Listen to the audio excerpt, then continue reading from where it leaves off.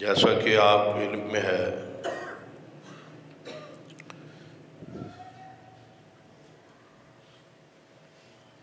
کہ جمعۃ المبارک کے خطبات کے اندر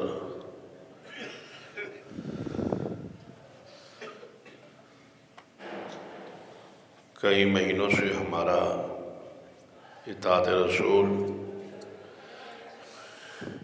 اتباع رسول،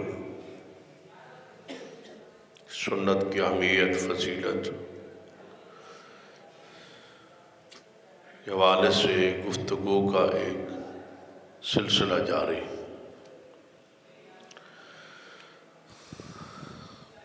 اس پر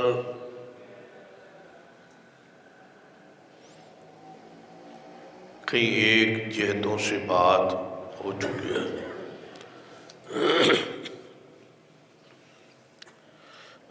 آج کی گزارشات بھی اسی حوالے سے بھی آپ کے سامنے رکھنے کی کوشش کروں۔ آپ سے پہلے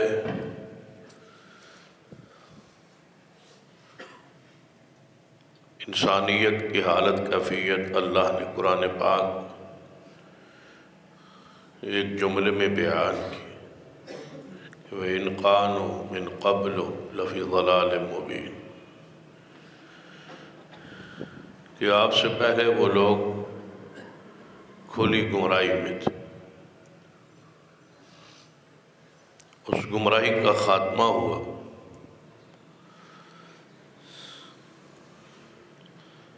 تو کس کے ذریعے ہوا؟ اسی آیت میں ہی ارشاد ہے لَقَدْ مَنَّ اللَّهُ عَلَى الْمُؤْمِنِينَ إِذْ بَعَثَ فِيهِمْ رَسُولًا مِنْ أَنفُسِهِمْ يَتْلُو عَلَيْهِمْ آيَاتِهِ وَيُزَكِّيهِمْ وَيُعَلِّمُهُمُ الْكِتَابَ وَالْحِكْمَةَ، کہ اللہ نے احسان کیا مومنوں پر کہ ان میں رسول بھیجا جو رسول چاہ کے ان پر اس کی آیات کی تلاوت کرے اور ان کا تزکیہ کرے اور انہیں کتاب اور حکمت، کتاب اور سنت سکھائے، کیونکہ وہ آپ سے پہلے کھلی گمراہی میں تھے۔ گویا وہ گمراہی ختم ہوئی کس کے ذریعے؟ یعلمہم الکتاب والحکمہ، قرآن و سنت کے ذریعے۔ اور حدیث بھی ہے، آپ نے فرمایا کہ ترکت فیکم امرین لن تضلوا ما تمسکتم بہما، کہ وہی دو چیزیں جو میں لے آیا تھا، وہی دو چیزیں جن کے ذریعے کھلی گمراہی کو میں نے ختم کیا، وہ دونوں چیزیں میں تم میں چھوڑ کے جا رہا ہوں۔ میری ذات جا رہی ہے لیکن وہ دو چیزیں آپ کے پاس محفوظ ہیں، موجود ہیں اور قیامت تک رہیں گی۔ ان دونوں کا محافظ اللہ ہے، وہ محفوظ رہیں گی۔ اور آپ کی یہ پیشین گوئی، آپ کی یہ خبر، آپ کی یہ حدیث پوری ہے کہ قرآن کی ایک ایک آیت محفوظ ہے اور نبی علیہ السلام کی ایک ایک حدیث، ایک ایک عمل آپ کا آج تک 1450 سال ہو گئے اس حدیث کو بیان ہوئے۔ ہر آیت بھی محفوظ ہے اور ہر حدیث بھی محفوظ ہے۔ ساتھ گارنٹی دی نبی علیہ السلام کہ لن تضلوا ما تمسکتم بہما، کہ جب تک ان دو چیزوں، کون سی وہ دو چیزیں ہیں؟ کتاب اللہ اور آپ کی سنت، وَيُعَلِّمُهُمُ الْكِتَابَ وَالْحِكْمَةَ، جن دو چیزوں کے ذریعے میں نے گمراہی کو ختم کیا، جب تک ان دو چیزوں کو تم پکڑے رکھو گے، ساتھ گارنٹی بھی دیتا ہوں کہ تم گمراہ دوبارہ نہیں ہو سکو گے۔ تو کتاب و سنت گمراہی سے بچنے کا ایک ہی نسخہ ہے کہ آپ کتاب و سنت کے ساتھ چمٹے رہیں۔ اسی میں اللہ کی محبت ہے، اسی میں اللہ کا پیار ہے۔ والذین آمنوا اشد حبا للہ، مومن اللہ کی محبت میں سخت ہوتا ہے۔ تو اللہ کی محبت کیسے نصیب ہوتی ہے؟ قل ان کنتم تحبون اللہ فاتبعونی یحببکم اللہ، اگر آپ چاہتے ہیں کہ تم سے اللہ محبت کرے تو اس کا ایک ہی طریقہ ہے فاتبعونی، خالص صرف میری ہی اتباع کرو۔ کس کی؟ جناب محمد مصطفیٰ صلی اللہ علیہ وسلم۔ اس لیے فرمایا لَقَدْ كَانَ لَكُمْ فِي رَسُولِ اللَّهِ أُسْوَةٌ حَسَنَةٌ لِمَنْ كَانَ يَرْجُو اللَّهَ وَالْيَوْمَ الْآخِرَ وَذَكَرَ اللَّهَ كَثِيرًا، کہ تمہارے لیے بہترین نمونہ جناب محمد رسول اللہ صلی اللہ علیہ وسلم کی زندگی ہے۔ آپ نے کوئی مسئلہ ایسا نہیں ہے جو قیامت تک کے لیے آپ کو پیش آ سکے دین کے اندر اور اس کا حل رسول اللہ نے نہ دیا ہو۔ ایسا ہو سکتا ہے کہ آپ ایک مسئلہ کسی عالم بزرگ محدث سے پوچھیں اور وہ مسئلہ ان کی علم میں نہ ہو، یہ ہو سکتا ہے، لیکن یہ نہیں ہو سکتا کہ وہ مسئلہ قرآن میں نہ ہو یا نبی علیہ السلام کی حدیث میں نہ ہو۔ کیوں؟ کہ قرآن پاک میں ہی ارشاد ہے الیوم اکملت لکم دینکم واتممت علیکم نعمتی ورضیت لکم الاسلام دینا،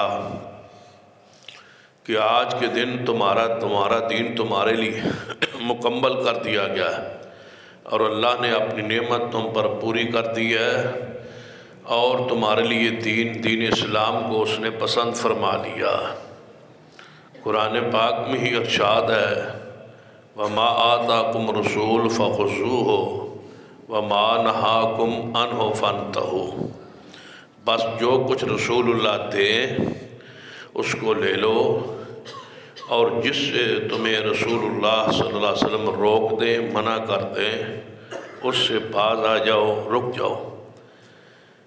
وَاتَّبِعُوهُ لَعَلَّكُمْ تَهْتَدُونَ، اور تم سارے اسی کی پیروی کرو، کس کی؟ محمد مصطفیٰ صلی اللہ علیہ وسلم، تاکہ تم ہدایت یافتہ ہو جاؤ۔ فرمایا قرآن پاک نے کہ وَاتَّبِعُونَ هَذَا صِرَاطٌ مُسْتَقِيمٌ، خالص میں محمد مصطفیٰ کی پیروی کرو، یہی سیدھا راستہ ہے۔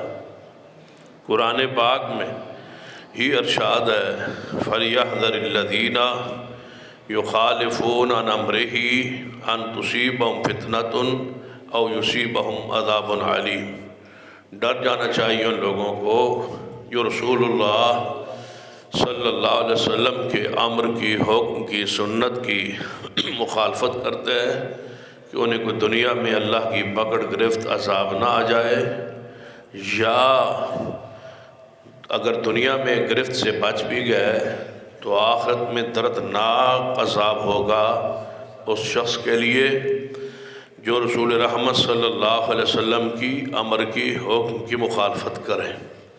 اس پر ایک واضح حدیث بھی موجود ہے۔ غزوہ احد میں نبی رحمت صلی اللہ علیہ وسلم نے 50 صحابہ کرام کو ایک پہاڑی پہ کھڑا کیا تھا۔ ایک درہ تھا، پہاڑی تھی۔ آج لوگ جو مدینہ پاک جاتے ہیں تو اس پہاڑی کو وہ دیکھتے ہیں، احد پہاڑ کے بالکل سامنے غزوہ احد کے دوران نبی علیہ السلام نے 50 صحابہ کو اس درے پہ کھڑا کر دیا، اور ساتھ فرما دیا کہ آپ نے اسی پہ کھڑا رہنا ہے، ہمیں شکست ہو یا فتح ہو، آپ نے اس جگہ سے نہیں ہلنا جب تک میں محمد مصطفیٰ صلی اللہ علیہ وسلم دوبارہ تمہیں حکم نہ دوں۔ میرے دوسرے حکم کا آپ نے انتظار کرنا ہے اور یہیں کھڑے رہنا ہے۔ اس سے بھی سخت الفاظ ہیں۔ آپ نے فرمایا اگر ہمارے ٹکڑے ہو جائیں، ہمیں شہید کر دیا جائے، ہمارے ٹکڑے کر دیے جائیں، اور تم اپنی آنکھوں سے دیکھ لو کہ ہمارے ان گوشت کی بوٹیوں کو پرندے کھا رہے ہیں اور لے کے جا رہے ہیں، تب بھی تم اس جگہ سے نہیں ہلنا، کھڑے رہنا ہے جب تک میرا دوسرا حکم نہ آئے۔ تو وہ اللہ کی رحمت سے فتح ہو گئی، کافر دوڑ گئے، کچھ مارے گئے، کچھ گرفتار ہو گئے۔ ظاہری طور پر جنگ، معرکہ، جہاد، قتال کا جو معرکہ تھا وہ ختم ہو گیا۔ صحابہ کرام جو لڑ رہے تھے انہوں نے کفار کے چھوڑے ہوئے مال کو، غنیمت کو اکٹھا کرنا شروع کر دیا، گویا جنگ ختم ہو گئی۔ اب یہ جو صحابہ ہیں اس درے پہ کھڑے، انہوں نے اپنے اجتہاد سے یہ سوچ لیا کہ رسول اللہ صلی اللہ علیہ وسلم نے جو فرمایا تھا وہ اس جنگ کے معرکے کے اخیر تک تھا اور وہ مکمل ہو چکا ہے معرکہ، لہذا اب دوسرے حکم کے انتظار کی ضرورت نہیں ہے۔ فتح جو ہو گئی، کافر دوڑ جو گئے، تو لہذا ہمیں نیچے چلا جانا چاہیے۔ کچھ صحابہ روکتے رہے، کہتے رہے، حالانکہ حتیٰ کہ جو امیر لشکر تھے انہوں نے بھی روکا کہ رسول اللہ کا فرمان یاد کرو، آپ کا حکم یاد کرو، آپ نے کیا فرمایا تھا، اس کی روشنی میں ہمیں نیچے نہیں جانا چاہیے، اس محاذ کو ہمیں نہیں چھوڑنا چاہیے۔ انہوں نے کہا کہ رسول اللہ کے فرمان کا یہ تو مطلب نہیں ہے نا کہ ہمیشہ یہیں کھڑے رہنا۔ جب فتح ہو گئی، کفار دوڑ گئے، یہاں کوئی کافر رہا ہی نہیں اور مال غنیمت اکٹھا ہو رہا ہے، تو اب ہمیں نیچے چلا جانا چاہیے۔ تو صحابہ کرام اکثر نیچے آ گئے، چند 50 میں سے اوپر کھڑے رہے۔ کافروں نے جب یہ سمجھا کہ وہ محاذ، وہ درہ خالی ہو گیا ہے، تو انہوں نے دوبارہ اپنی صفوں کو متحد کیا، اکٹھا کیا، اور اسی درے سے اوپر چڑھ کے اس کو سنبھال لیا، اور صحابہ جو اوپر کھڑے تھے انہیں شہید کر دیا۔ دوبارہ وہ فتح نصیب ہوئی ہوئی شکست میں بدل گئی اور 70 صحابہ شہید ہو گئے۔ نبی علیہ السلام کا اپنا چہرہ پاک بھی زخمی ہو گیا، آپ کے سامنے دانت مبارک کا ایک حصہ شہید ہو گیا، اور آپ کے سر پاک بھی زخمی ہوا اور خون جاری ہے۔ اب بتائیں کہ صحابہ کرام کو یہ معاذ، یہ درہ چھوڑ دیا، حکم رسول کی کیا ہو گئی؟ مخالفت ہو گئی۔ ہماری کیا حیثیت؟ جو کہتے ہیں کہ رسول اللہ کی بات نہ مانیں تو کیا ہوگا، اگر رسول اللہ کی سنت چھوڑ دیں تو کیا ہوگا؟ بس صرف وجہ یہ ہے کہ ہمیں پتہ نہیں کہ ہمارے ساتھ ہو کیا رہا ہے۔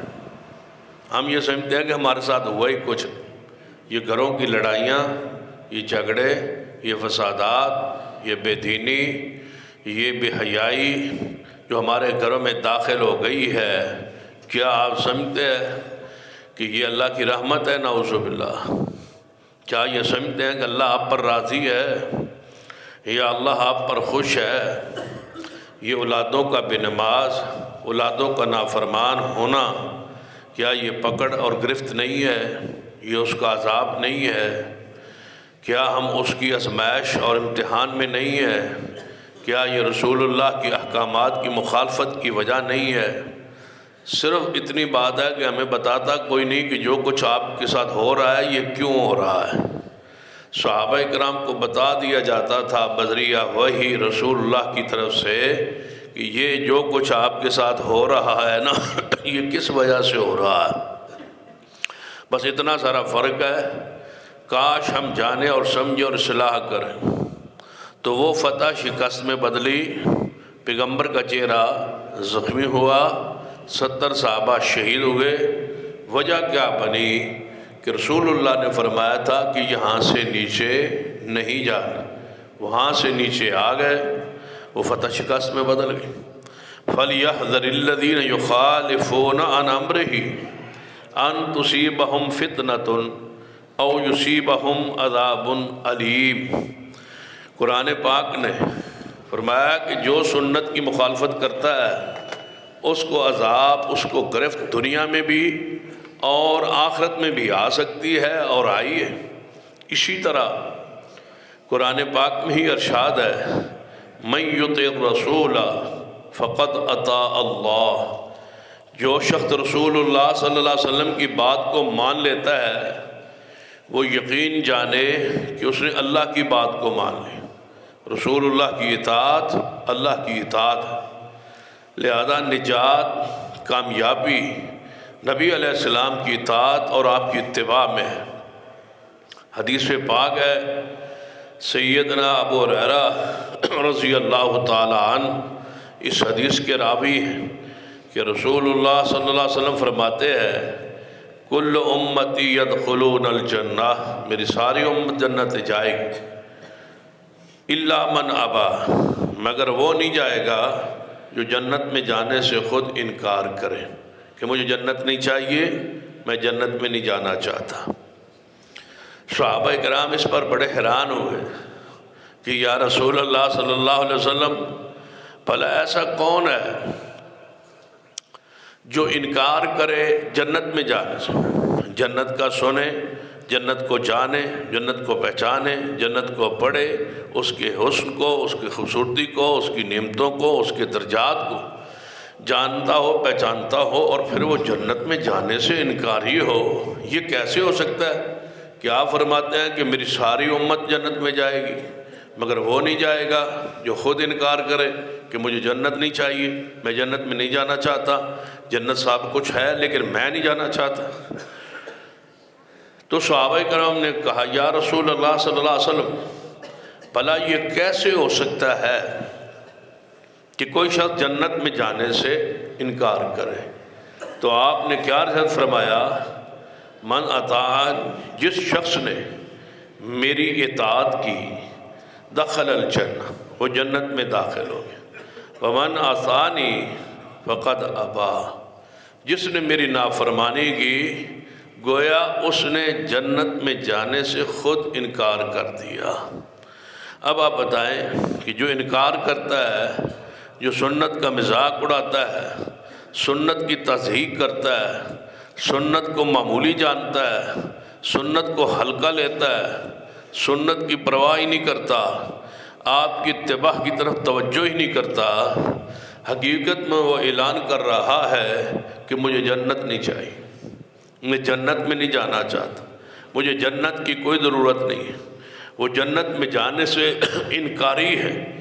لہذا سنت کا اہتمام، سنت سے پیار، سنت سے عقیدت، ہمارا اہل الحدیث کی ایک تاریخ یہ رہی ہے کہ ہم ایک ایک سنت پر قائم رہتے تھے، ایک ایک سنت پر ڈٹے رہتے تھے، ایک ایک سنت پوچھتے تھے، لیکن کچھ عرصے سے، کچھ سالوں سے اس ماحول میں تبدیلی آ رہی ہے۔ ہمیں سنت کی پرواہ نہیں ہوتی، سنت کو ہلکا جانا جا رہا ہے، سنت کے بارے پوچھنا ہی چھوڑ دیا گیا ہے۔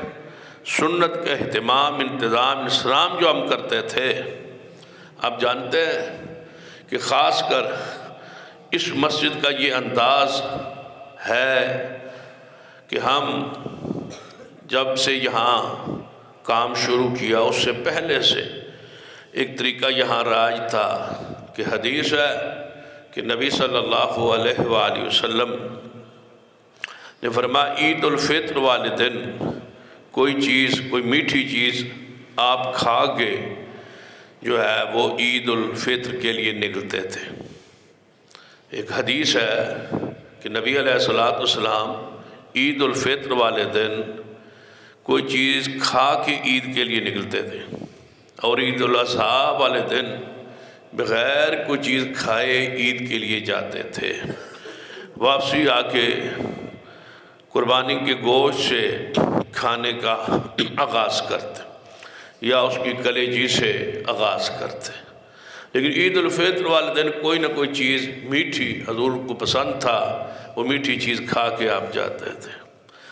تو اس سنت کیا اب ہر آدمی کے گھر میں شاید میٹھی چیز نہ ہو، میٹھی چیز کا اہتمام انسلام نہ ہو، تو اسی مسجد میں فجر کی نماز کے بعد عید الفطر والے دن کھجوروں کا اہتمام کر دیا جاتا، دودھ کا انتظام کر دیا جاتا، تاکہ جس کے گھر میں وہ چیز میسر نہ ہو وہ بھی اس سنت پر عمل کر لے۔ یعنی کبھی ہم اس سنتوں کے اتنے حریص تھے، اس سنتوں سے پیار کرنے والے تھے اور سنتوں سے محبت کرنے والے تھے، تو ماحول کے ساتھ ان حالات اس سنت کی حرص کو، اس محبت کو، اس پیار کو، یعنی میں نے ایک مثال دی ہے، اگرچہ وہ طریقہ ہمارا آج بھی قائم ہے، لیکن ہماری حرص ایک تھی، ہماری ایک محبت تھی سنت سے، تو اس میں آہستہ آہستہ کمی آتی جا رہی ہے۔ کیوں کہ سنتوں کو معمولی جانا جا رہا ہے، پورا ایک ملک میں اس پر پیسہ خرچ کیا جا رہا ہے کہ سنتوں کی حیثیت ختم ہو جائے، اور سنت کی جو اہمیت ہے، جو درجہ ہے، جو فضیلت ہے، وہ لوگوں کے ذہنوں سے اٹھا لی جائے اور لوگ اس کو ہلکا جانیں، اور سب سے زیادہ نشتر جو چلایا جا رہا ہے وہ ہمارے امتیازی مسائل اور سنن پہ اٹھایا جا رہا ہے، جو معروف اور مشہور سنتے ہیں، جن پر ہم عامل ہیں، جو ہمارا امتیاز ہے، جو ہمارا شعار ہے، ان سنتوں پہ زیادہ زور دیا جا رہا ہے۔ ہماری ڈیوٹی کیا تھی؟ سنتوں کو عام کرنا۔ ہماری ذمہ داری کیا تھی؟ سنتوں کو پھیلاؤ، سنت کی اشاعت، سنت کی احیاء، سنت کو زندہ رکھنا، سنت کو قائم رکھنا، سنت پر عمل کرنا، سنت کی دعوت، سنت کے لیے واعظ۔ لیکن کام اسے الٹ شروع ہو گیا ہے کہ سنت کو حقیر جانو، سنت کا مذاق اڑاؤ، سنت کے بارے میں لوگوں ذہن میں یہ بات ڈالو کہ کوئی سنت ضروری نہیں ہوتی، سنت کو چھوڑا بھی جا سکتا ہے۔ یعنی ماحول، ہماری ڈیوٹی اور تھی، ہم نے اس سے بالکل الٹ معاملہ کر لیا ہے۔ سنتوں کو پھیلانے کے بجائے سنتوں کے پیچھے پڑ گئے، سنتوں کو بیان کرنے کے بجائے سنتوں کا مذاق اڑانے لگے۔ رسول اللہ صلی اللہ علیہ وسلم کی حدیث کیا ہے؟ فَمَنْ رَغِبَ عَنْ سُنَّتِي فَلَيْسَ مِنِّي، جس نے میری سنت سے منہ پھیرا اس کا میں محمد سے تعلق ہی کوئی نہیں۔ کتنا ہی ظاہری طور پہ کوئی اور نیک اچھا عمل کرے لیکن سنت نہیں ہے تو اس کا تعلق رسول اللہ صلی اللہ علیہ وسلم کے ساتھ نہیں ہے۔ اور یہ بڑی معروف اور رسولی حدیث ہے، بڑی جامع، فمن راغب عن سنتی فلیس منی، جس نے میری سنت سے منہ موڑا اس کا میرے ساتھ کوئی تعلق نہیں۔ یہ کس موقع پہ آپ نے بیان فرمایا تھا کہ ایک صحابی نے کہا تھا کہ میں زندگی بھر شادی نہیں کروں گا۔ کیوں؟ اس لیے کہ بیوی بچے نہیں ہوں گے، مصروفیت نہیں ہوگی، ہر وقت عبادت کرتا رہوں گا، دین کے لیے فارغ رہوں گا، عبادت کرتا رہوں۔ دوسرے نے کہا تھا کہ میں رات کو سونا نہیں ہے، ساری رات جاگتا رہوں گا اور عبادت کرتا رہوں گا۔ تیسرے نے کہا تھا کہ میں کبھی روزہ نہیں چھوڑوں، پورا سال روزے رکھوں گا، 1 مہینہ فرضی اور باقی 11 مہینے نفلی روزے رکھ کے اللہ کو راضی کرو۔ تو نبی علیہ السلام نے سنا اور فرمایا میں کبھی روزہ رکھتا ہوں کبھی چھوڑ دیتا ہوں، میں رات کو سوتا بھی ہوں عبادت بھی کرتا ہوں، میں نے نکاح بھی کی ہوئی ہیں شادیاں بھی کی ہوئی ہیں، اپنی بیویوں کے حقوق بھی ادا کرتا ہوں، میری سنت تو یہ ہے، میرا طریقہ تو یہ ہے، فمن رغب عن سنتی فلیس منی، جس نے میرے طریقے کو چھوڑ دیا اس کا میرے ساتھ کوئی تعلق نہیں ہے۔ نبی علیہ السلام مسجد نبی میں تشریف لے آئے، آپ نے دیکھا کہ اعتکاف کے لیے خیمے لگے ہوئے ہیں، عورتوں کے بھی اور مردوں کے بھی، ماہ رمضان کے آخری عشرے کا اعتکاف ہے۔ آپ ایک خیمے میں داخل ہوئے، دیکھا تو آپ نے دیکھا کہ ایک رسی جو ہے وہ اوپر چھت کے ساتھ باندھی ہوئی ہے اور نیچے کو لٹک رہی ہے اعتکاف گاہ میں۔ تو نبی علیہ السلام نے پوچھا کہ یہ رسی کس کی ہے، یہ کس نے لٹکائی ہے اور کیوں لٹکائی ہے؟ بتایا گیا یا رسول اللہ صلی اللہ علیہ وسلم یہ رسی آپ کی بیوی ام المومنین سیدہ زینب کی ہے۔ فرمایا انہوں نے یہ باندھوائی ہے؟ جی یا رسول اللہ صلی اللہ علیہ وسلم۔ فرمایا کیوں؟ فرمایا وہ چاہتی ہیں کہ رات کو زیادہ کھڑے ہوتی ہیں، قیام کرتی ہیں، عبادت کرتی ہیں، تو انہوں نے یہ خیال کیا کہ عبادت کر کر کے ذرا تھکاوٹ ہو جاتی ہے تو اس رسی کے ساتھ میں ذرا ٹیک لگا لو۔ رسول اللہ نے فرمایا اس رسی کو کاٹ دو اور زینب کو کہہ دو کہ جب تھک جائے تو آرام کر لیا کرے، یہ رسیوں سے لٹک کے باندھ کے عبادت کرنا یہ میں محمد مصطفیٰ کا طریقہ ہی نہیں۔ رسول اللہ صلی اللہ علیہ وسلم کی سنت سے ہٹنا، آپ کے طریقے سے ہٹنا بہت بڑی جسارت ہے۔ کوئی بندہ کہے بھائی اس سنت کو چھوڑ دیں، اس کو چھوڑ دیں، اس کو چھوڑ دیں، بھائی کس نے اختیار دیا ہے؟ آپ تو سنتوں کو ثابت کرنے والے تھے، ہمارا مقصد تو سنتوں کو تلاش تھی، ہمارا مقصد تو سنتوں کو تلاش کر کر کے اس پر عمل کرنا تھا۔ ہم سنتوں کے پیچھے لٹ لے کے پڑ گئے کہ یہ سنت بھی چھوڑ دیں، یہ بھی چھوڑ دیں، یہ بھی چھوڑ دیں، اس کی کوئی ضروری ہے؟ سنت کوئی ضروری ہوتی ہے؟ سنت کوئی لازم ہوتی ہے؟ صحیح مسلم کی حدیث ہے، نبی علیہ السلام نے فرمایا 6 بندے ایسے ہیں جن پر اللہ لعنت بھیجتا ہے اور میں محمد مصطفیٰ بھی لعنت بھیجتا ہوں۔ یا رسول اللہ وہ کون کون؟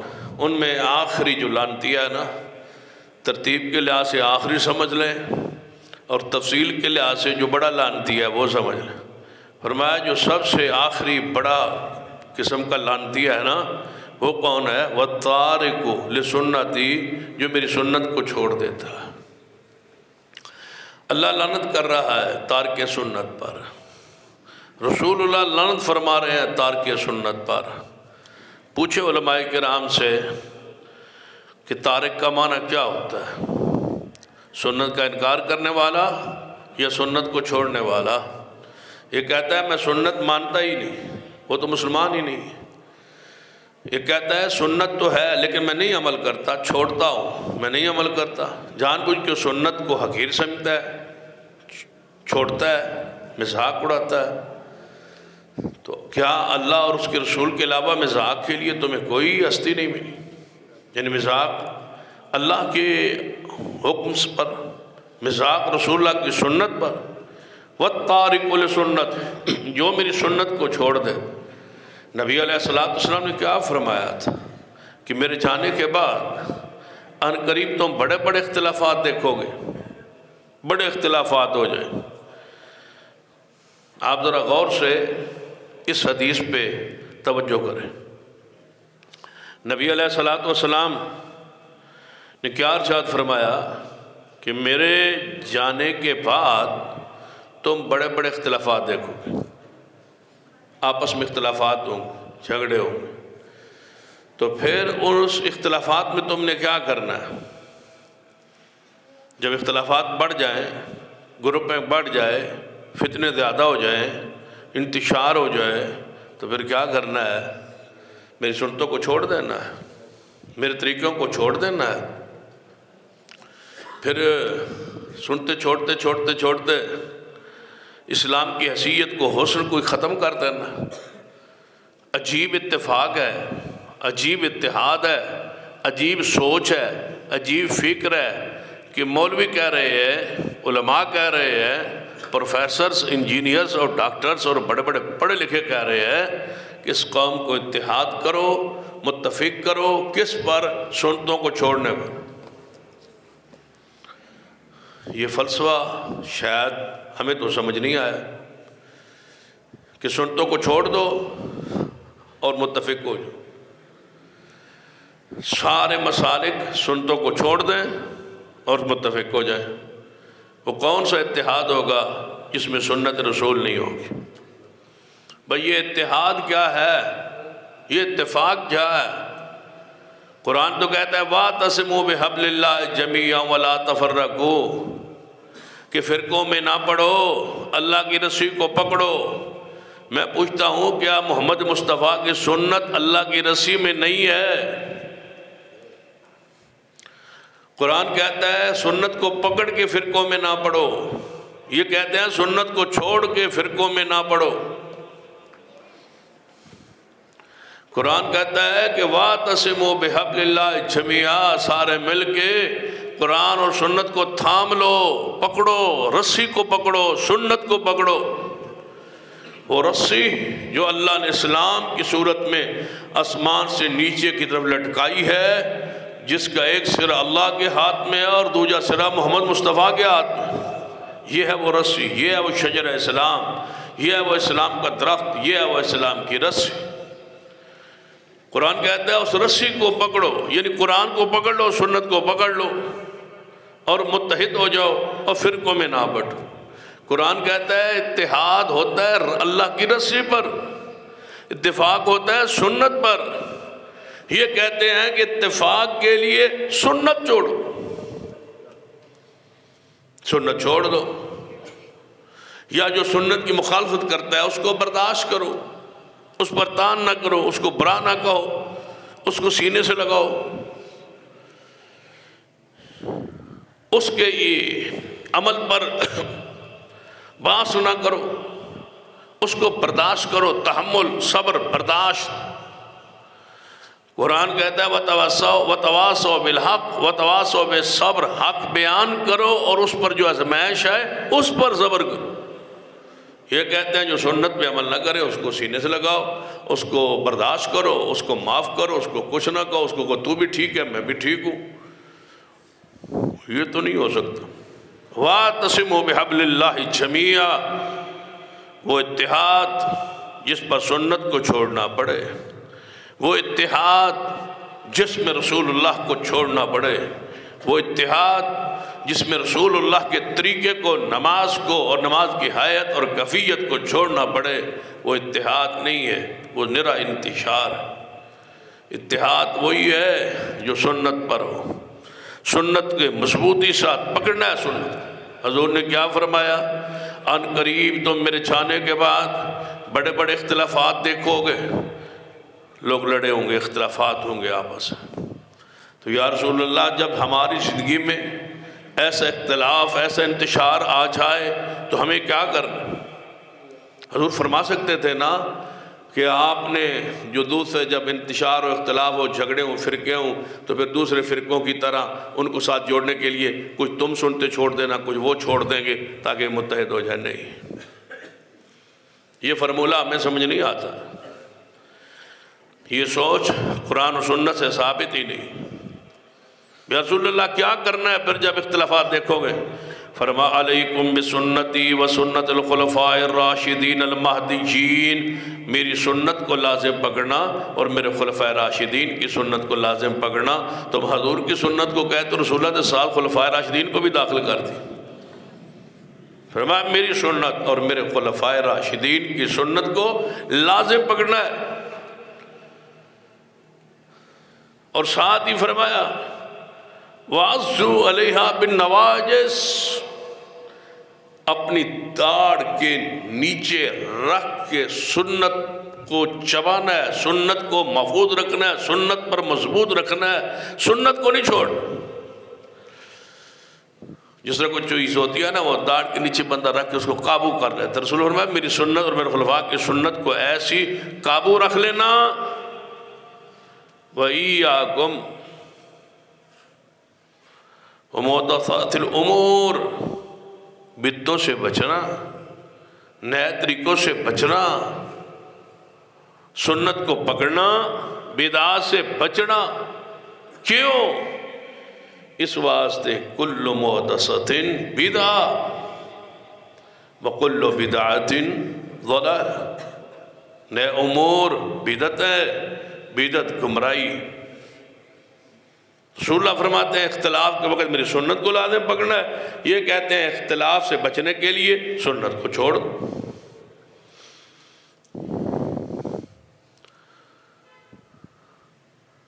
سنت کو چھوڑو اختلافات سے بچنے کے لیے، کمال بات۔ قرآن و سنت کے مزاج اور فہم کے ہی یہ چیز خلاف ہے۔ من احدث فی امرنا، یہ بدعت ہے کہ سنت کو چھوڑے اتفاق کے لیے۔ یہ کہاں لکھا ہو؟ کیا صحابہ کرام سنت کو چھوڑ دیتے تھے اتفاق اور اتحاد کے لیے؟ نہیں، سنت پر ڈٹے رہیں، قائم رہیں۔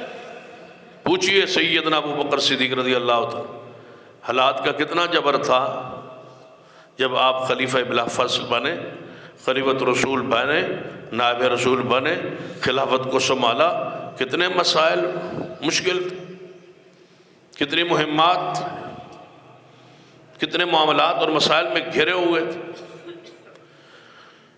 لشکر اسامہ کو حضور روانہ کر چکے تھے، پھر حضور کی وفات کی خبر سن کے وہ واپس پلٹا تھا، قریب ہی تھا، اس لشکر کی روانگی تھی۔ کچھ قبائل مرتد ہو گئے تھے، کچھ منکرین مانین زکوٰۃ سے انکاری ہو گئے تھے۔ مسیلمہ قذاب نے نبی ہونے کا نعوذ باللہ دعویٰ کر دیا تھا۔ سارے محاذوں پہ ایک ہی وقت میں لشکر، ایک ہی وقت میں لڑائی، مشکل امر تھا۔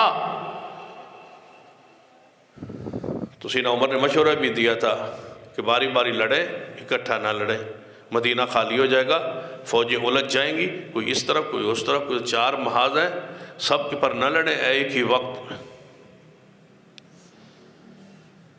کہا گیا چلو اتنا کر لیں کہ لشکر اسامہ جو ہے اس کو روک لیں، روم کی طرف اس نے جانا ہے، رسول اللہ اس کو روانہ کر رہے تھے، تو اس کو روک لیں، چلو یہ مدینے کی حفاظت کے لیے رک جائے، یہ اس لشکر کو مختلف لشکروں میں تقسیم کر دیں تاکہ جنگی قوت، افرادی قوت بڑھ جائے۔ سیدنا صدیق نے کیا فرمایا؟ لست تارکا شیئا، سن لو میں نہیں چھوڑنے والا اس چیز کو، کان رسول اللہ صلی اللہ علیہ وسلم یعمل بہ، اللہ کی قسم جو رسول اللہ کرتے تھے اس میں سے ایک چیز بھی میں نہیں چھوڑنے والا، جو کرتے تھے رسول اللہ میں نہیں چھوڑوں گا۔ رسول اللہ اس کو روانہ کریں اور میں اس کو روک لوں، یہ نہیں ہو سکتا۔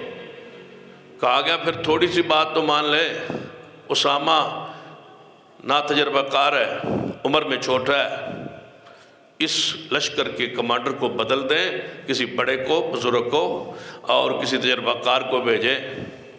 صدیق نے کیا فرمایا تھا؟ اس بندے کو کیوں بدلوں جس کو رسول اللہ نے طے کر دیا؟ حضور نے تقرر کیا اور میرا تم تجربہ کہتے ہو، ہم سنت کو سامنے رکھتے ہیں۔ تجربہ کیا چیز ہے؟ رسول اللہ اللہ کی وحی سے، اللہ کے حکم سے اسامہ کو روانہ کریں اور میں بدل دوں، یہ نہیں ہو سکتا، نہیں بدلوں گا، نہ روکوں گا نہ بدلوں گا، لشکر جائے گا، اسامہ کہ رضی اللہ تعالیٰ کی قیادت میں جائے گا، میں اس کو نہیں بدل سکتا جس کو رسول اللہ شروع کی۔ یہ ایک نہیں، اس پر بیسیوں مثال ہے۔ خود سیدنا عبداللہ ابن مسعود رضی اللہ تعالیٰ کی حدیث ہے، آپ فرماتے ہیں کہ اگر سنت کو چھوڑ دو گے گمراہ ہو جاؤ۔ ان لوگوں کے تقاضے پر سنتوں کو چھوڑتے جائیں۔ کوئی ہے آپ کے پاس گارنٹی کہ یہ یہاں کہاں جا کے رکیں گے؟ کوئی گارنٹی دینے والا ہے ان کی کہ ان کے کہنے پر ہم نبی علیہ السلام طریقوں کو چھوڑ دیں؟ یہ رکیں گے کہاں؟ کب یہ سیر ہوں گے اور کب کہیں گے کہ آپ بس یہی سنتیں چھڑوانی تھی، آپ نے چھوڑ دی، اس سے آگے آپ سنتوں پر قائم رہیں۔ مثلا ایک بندہ کہتا ہے کہ سارے مسلمان اکٹھے ہو گئے ایک ہی وقت میں نماز پڑھیں، تو ہم کہتے ہیں بھائی ٹھیک ہے، اتفاق اتحاد کے لیے ہم ایک ہی وقت میں نماز پڑھتے، زور کو پڑھیں گے جب سورج ڈل جائے گا، زور کا وقت ہو جائے زور پڑھ لیں۔ عصر کا وقت ہوگا جب بندے کا سایہ اس جیسا ہو جائے، ایک مثل سایہ ہو جائے، تو عصر کا وقت ہمارے نزدیک شروع ہو جائے گا، ان کے نزدیک شروع ہی نہیں ہوگا۔ وہ لازم بات ہے، جب شروع ہی نہیں ہوگا تو وہ نماز عصر نہیں پڑھ سکتے۔ وہ پڑھیں گے جب سایہ دو مثل ہوگا، اور ہمارے نزدیک عصر کا وقت شروع ہو جائے گا جب سایہ ایک مثل ہوگا۔ یہ فرق ہے بنیادی۔ اہل حدیث کے ہاں ایک مثل ہے، احناف کے ہاں دو مثل ہے۔ اس کو آسانی سے سمجھ لیں، اپنی زبان میں سمجھ لیں کہ جتنا آپ کا قد ہے، اگر اس کے برابر سایہ ہو جائے، 5 فٹ آپ کا قد ہے، 5 فٹ آپ کا سایہ ہو جائے تو زور کا وقت ختم، عصر کا شروع۔ یہ ہمارا موقف ہے حدیث میں یہی۔ احناف کہتے ہیں کہ نہیں، دو مثل، یعنی آپ کا قد اگر 5 ہے تو سایہ کتنا ہو، 10، پھر عصر کا وقت شروع ہوتا۔ ہمارے نزدیک وقت شروع ہو گیا عصر کا، ان کے نزدیک شروع نہیں ہوا۔ 1 گھنٹے کا تقریباً پونا گھنٹہ 1 گھنٹے کا فرق ہے۔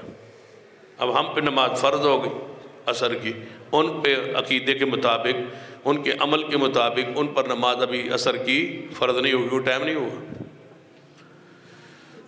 کیا ایسا ممکن ہے کہ سایہ دو مثل ہونے سے پہلے کسی پر موت آ جائے؟ ایسا ہو سکتا ہے؟ اگر موت آ جائے، وہ عصر کی نماز پڑھ کے فوت ہوا یا چھوڑ کے فوت ہوا؟ اہل حدیث کے ہاں تو عصر کا وقت ہو گیا تھا، وہ چھوڑ کے فوت ہوا یا پڑھ کے فوت ہوا؟ یقیناً چھوڑ کے فوت ہوا، تو اس کا حساب کون دے؟ قیامت والے کھلنی تو پہلے نماز۔ اب علماء یعصوا یوم القیامہ، قیامت والے سوال تو نماز کون حساب دے گا؟ ایک نہیں، 20 ایسی سنتے ہیں، کوئی ہے جو گارنٹی دے اس تک ہم سیر ہو جائیں گے، بالکل آگے نہیں مطالبہ کریں گے، یہ 2 4 سنتے چھوڑ دیں، باقی وہ گرنٹر ہے بندہ۔ یہ بندہ کہتا ہے کہ اونچی آمین آپ کہتے ہیں، ہمیں تکلیف ہوتی ہے، یہ چھوڑ دیں۔ چلو چھوڑ دی، اس وجہ سے کہ ہمارے بھائیوں کو، دوستوں کو، پڑوسیوں کو تکلیف ہوتی، چھوڑ دی سن۔ بھائی رفع الیدین آپ کرتے ہیں، ہمیں تکلیف ہوتی ہے، کرتے ہم ہیں، تکلیف جو ہمیں ہوتی ہے، یعنی کرتے ہم ہیں، ہاتھ ہمارے ہیں، نماز ہماری ہے، کرتے ہم ہیں، تکلیف کہتے ہیں ہمیں ہوتی ہے، یہ چھوڑ دیں۔ چلو یہ چھوڑ دیا، اور بتائیں، پاؤں سے پاؤں جوڑیں تو ہمارے پیروں میں پیر آتا ہے، لہذا یہ بھی چھوڑ دیں، یہ بھی چھوڑ دیا۔ اب آگے بڑھیں، یہاں بس ہو جائے گی یا آگے مطالبے بڑھتے جائے؟ کوئی ہے گارنٹر، کوئی ضامن جو کہے کہ 1 سنت 2 سنتے 3 سنتے چھوڑنی ہے اتحاد کے لیے، اتفاق کے لیے، یا ساری چھوڑنی ہے؟ یا کہو گے کہ یہاں بات بس ہو جائے گی، رک جائے گی؟ اس کا مطلب ہے یہ سنتے چھڑواتے جائیں گے۔ اہل بدعت کب خاموش ہوتے ہیں؟ یہ کہتے جائیں گے یہ چھوڑ دو، یہ چھوڑ دو، یہ چھوڑ دو، یہ چھوڑ دو۔ اب ایک ہی مجلس میں بیٹھے ہیں سارے، بریلوی دیوبندی اہل حدیث، سارے اہل سنت ایک ڈش پہ، ایک کھانے پہ، ایک دسترخوان پہ بیٹھے۔ یہاں تو اتنا رواج نہیں ہے، عرب میں تو ہے کہ وہاں زیادہ تر دسترخوانوں پہ کس کا گوشت کھایا جاتا ہے؟ اونٹ کا۔ ہم شاید بکرے کا اور اتنا نہیں کھاتے جتنا عرب میں اونٹ کا گوشت کھایا جاتا ہے، پسند کیا جاتا ہے۔ اب سارے وضو کر کے بیٹھے، اونٹ کا گوشت کھایا۔ اب بریلوی دیوبندی ہے، اس کے نزدیک اونٹ کا گوشت کھانے سے وضو نہیں ٹوٹتا، ہمارے نزدیک اونٹ کا گوشت کھانے سے وضو ٹوٹ جاتا ہے۔ اس وضو سے ہماری تو نماز ہی نہیں ہوتی۔ اب آپ کیا کریں؟ ہم کہتے ہیں کہ وضو ٹوٹ گیا، وہ کہتے ہیں وضو نہیں ٹوٹا، ہم نے گوشت کھایا۔ ہم نے کہا ہر چیز کا گوشت کھانے سے وضو نہیں ٹوٹتا، اونٹ کا گوشت کھانے سے جناب وضو ٹوٹ جاتا۔ کیوں ٹوٹ جاتا ہے؟ کہ محمد مصطفیٰ نے فرمایا۔ اب آپ میں سے کوئی پوچھے مجھ سے بعد میں وہ کیوں ٹوٹتا ہے جی، اس کی عقلی طور پر کوئی فلسفہ، کوئی منطق، کوئی حکمت، کوئی علت، کوئی وجہ، ہمارا جواب پہلے ہی سن لیجئے کہ وجہ وہ پوچھتا ہے جس کے کہنے والا، فتویٰ دینے والا کوئی عالم ہو۔ جب رسول اللہ فرماتے ہیں تو وہاں فتویٰ نہیں پوچھتے، وہاں عقل اور فلسفے نہیں لاتے، اس لیے ٹوٹتا ہے کہ محمد مصطفیٰ نے فرمایا۔ بس رسول اللہ نے فرمایا اونٹ کا گوشت کھانے سے وضو ٹوٹ جاتا، نواقض وضو۔ اب کون جو ہے وہ مسئلے میں وضاحت کرے؟ اب کون ہے جو گارنٹی؟ بھائی چھوڑ دیں، آپ بے وضو نماز پڑھیں، بھائی اتحاد کے لیے، اتفاق کے لیے۔ ہمارا تو موقف ہے وضو ٹوٹ گیا، وہ کہتے ہیں نہیں ٹوٹا، آپ کیا کریں؟ امام مالک رحمۃ اللہ علیہ جب رہا کیا گیا، مسئلے میں گرفتار تھے، رہا کیا گیا تو کوڑے کھا کھا کے زخمی تھے اور خون جاری تھا۔ جب رہا ہوئے تو سیدھا مسجد میں جا کے 2 رکعت نفل پڑھا، خون بہہ رہا تھا، خون بہہ رہا تھا۔ لوگوں نے کہا آپ آتے ہی نماز شروع کر دی اور آپ کا خون بہہ رہا ہے۔ فرمایا جو ہم میں سے بہتر تھے صحابہ کرام، وہ نماز پڑھتے تھے اور ان سے زخموں سے خون بہتا رہتا، جہاد میں زخم ہوتے خون بہتا رہتا۔ ہمارے نزدیک خون بہنے سے وضو نہیں ٹوٹتا، صحابہ زخموں میں نماز پڑھتے، جنگ میں خون بہہ رہا ہوتا تھا نماز پڑھتے۔ اب حنفیوں کے نزدیک خون بہنے سے وضو ٹوٹ جاتا، ہم کہتے ہیں کہ نہیں، سبیلین سے کوئی چیز خارج ہو تب وضو ٹوٹتا۔ وہ کہتے ہیں خون جسم سے نکل آئے تو وضو جو ہے وہ ٹوٹ جاتا، ہم کہتے ہیں نہیں ٹوٹتا۔ کہ از خود بخود آ جائے، کہ آ جائے، وضو نہیں ٹوٹتا، موقف ہے ہمارا، نہیں ٹوٹتا۔ خون بہہ جائے وضو نہیں ٹوٹتا۔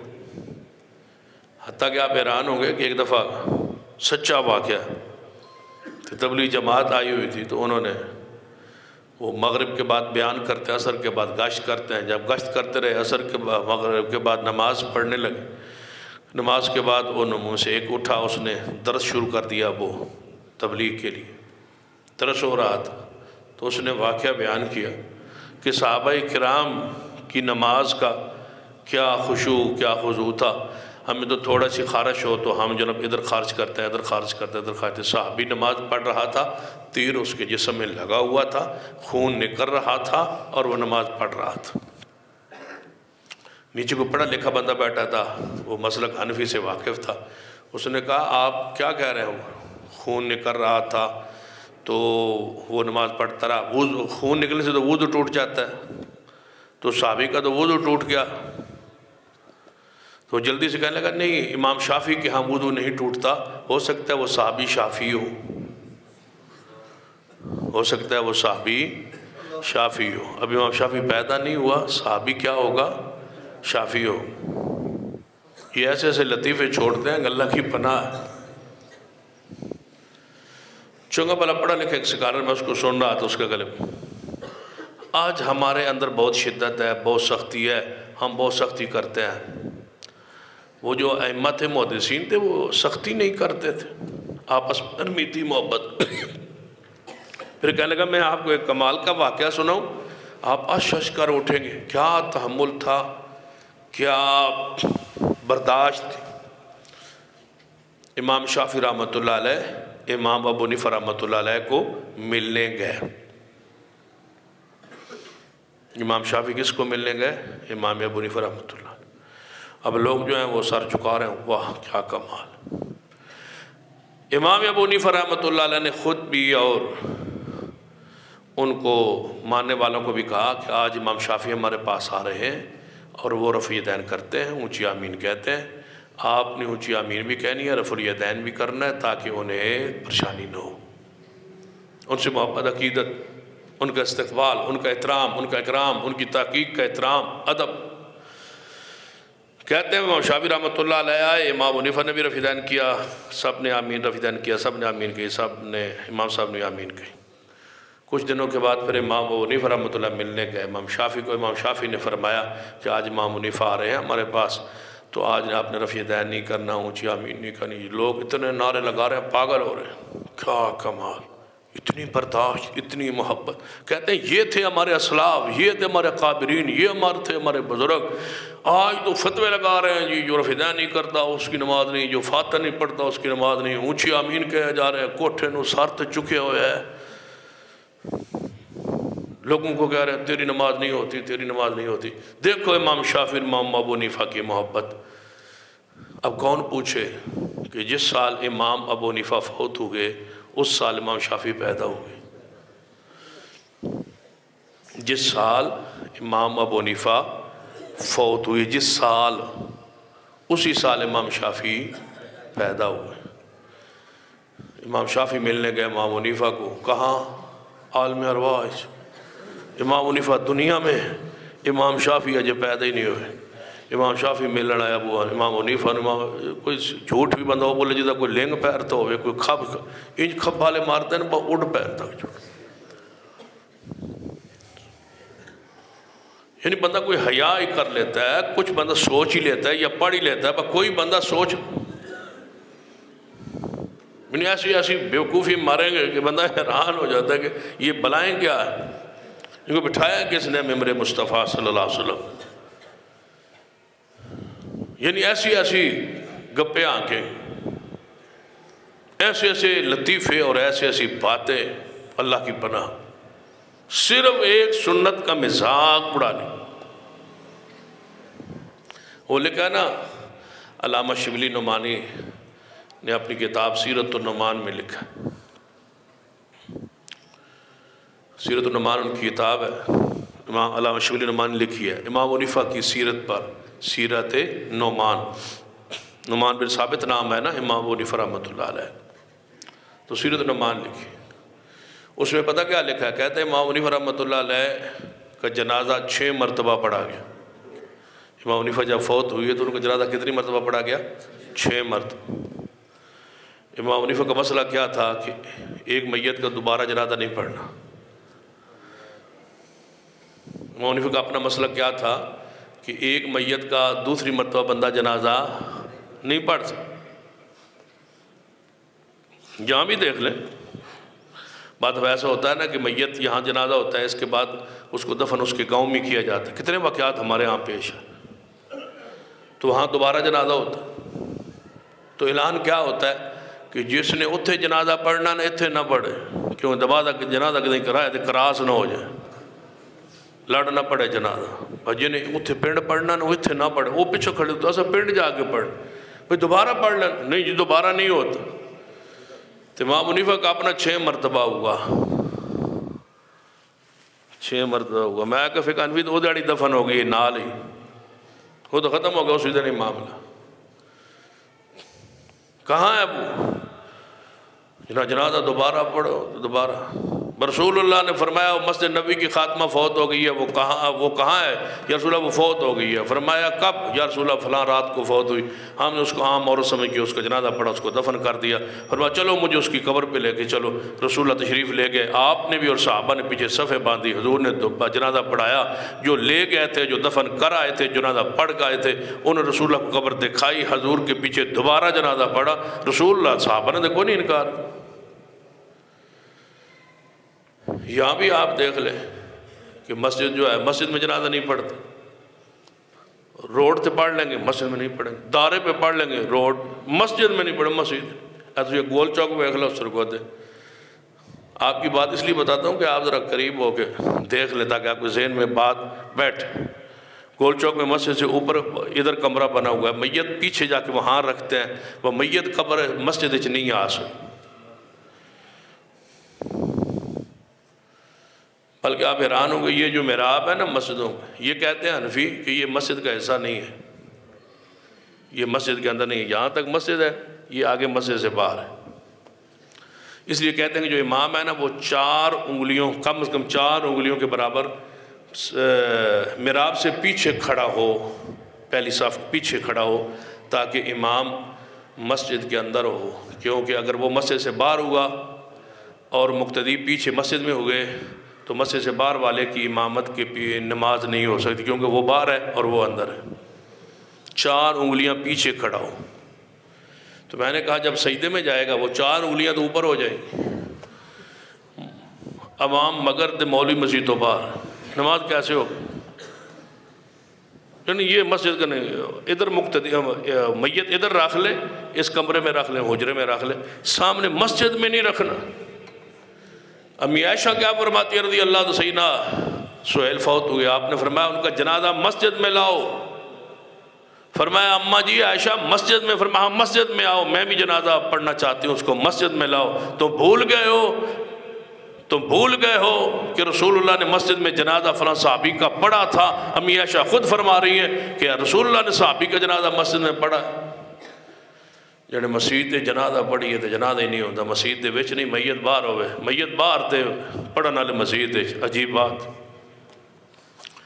جنہیں مسجد ہے، کیونکہ میت پاک بھی ہو سکتا ناپاک بھی ہو سکتا، مسجد تے نہیں آنا چاہیے، ہو سکتا ناپاک ہوئے، میں کہ نہان تو بغیر دفن کر دے ہو، کملے نہ ہوتے اس کے بغیر۔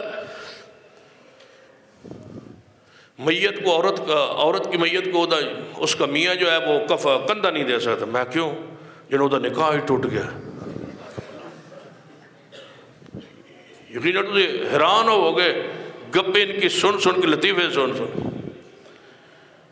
کوئی عورت فوت ہو جائے تو اس کا مرد اس کا منہ کا نہیں دیکھ سکتا، اچھا اس کا نکاح ٹوٹ گیا تو میں کیا اور ویکھ سکتے ہیں؟ بہت بھانجا بتیجن وہ ویکھ سکتے، میں انہوں دا نکاح جڑ گیا، یہ تو ٹوٹ گیا بیچارے، کندھا کون دے سکتا ہے؟ وہ مسجد نبی کی خاتمہ فوت ہوئی، سارے جنازہ اٹھانے والے صحابہ تھے اور غیر محرم تھے،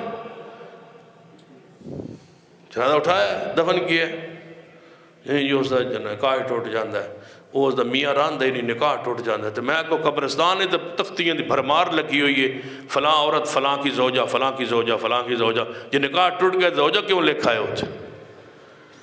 نکاح تو توڑ دیا تم نے، پھر زوجہ لکھا ہوا ہے۔ یاد رکھیے نیک بیوی نیک مرد کے ساتھ جنت میں اسی نکاح کے ساتھ رہے گی۔ جس کے نکاح میں وہ فوت ہوئی ہے، قیامت والے دن اگر وہ نیک ہوئی اور اس کے شوہر جنت میں گیا تو اس کے ساتھ ہوگی۔ یہ تو مسئلہ قرآن و حدیث صاحب، نہیں نکاح ٹوٹ جاتا، کندھا نہیں دے سکتا، منہ نہیں دیکھ سکتا۔ رسول اللہ فرماتے ہیں عائشہ جی یا رسول اگر تو فوت ہو گئی میری زندگی میں محمد تجھے خود غسل دوں گا، میں کفن دوں گا، میں تجھے دفن کروں گا، میں خود جنازہ پڑھاؤں۔ امی عائشہ فرماتی ہیں جب رسول اللہ فوت ہو گئے نا تو آپ کی وفات کا اتنا غم تھا تو مجھے یہ حدیث اس وقت بھول گئی، یاد نہ رہی، اگر مجھے یاد رہتی تو اللہ کی قسم میں محمد کو خود غسل دیتی صلی اللہ علیہ وسلم۔ عورت شوہر کو اور شوہر اپنی عورت کو میت کو غسل دے سکتے؟ شریعت یہ کہہ رہی یعنی ہاتھ ہی نہ لاؤ، نکاح ٹوٹ گیا۔